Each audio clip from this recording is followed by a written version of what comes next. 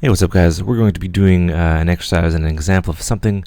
If you're new, you won't realize. This is assuming you are uh, decent at subtractive synthesis, and I just want to kind of show you a neat little, an example to get you thinking, to get your brain baking.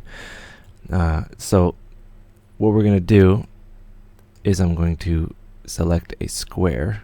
And basically everyone knows this. That's a square wave. More or less analog kind of modeled, but square wave nonetheless. There's a way to turn that square into a sine wave. Sine wave is a squiggly line. You should know that. A square wave is the wave that looks like a square. You can change that into a sine wave with a filter. So you do things to the filter, and then it turns into a sine wave or a triangle wave. It smooths out the top kind of harmonic content, filters it out. That's why I call it filter, and it turns into the sine wave. And that kind of shows the power of filtering. Now I'm going to do the opposite. I'm going to turn a sine wave into a square wave, and I'm not going to do it with a filter. So we have a very low square wave. Now this is the importance, and I'm a big fan of saturation, distortion, clipping. Saturation is a electronics term when the more you input into a circuit, the less of a return you get. But yeah, basically it saturates things. And what it can do, we'll inject kind of more to the amplifier. Right now it's at 0 decibels. We'll get into the saturation point.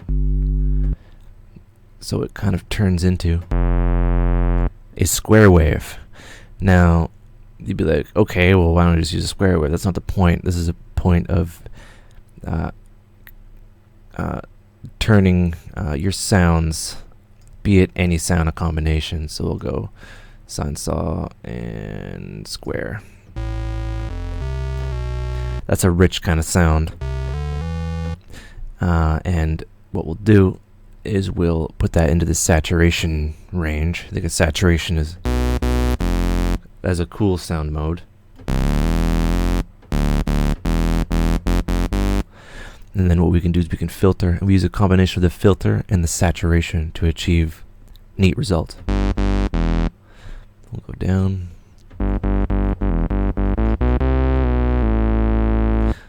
And yeah, we can crank that all the way up and filter all the way down. And it's just an example.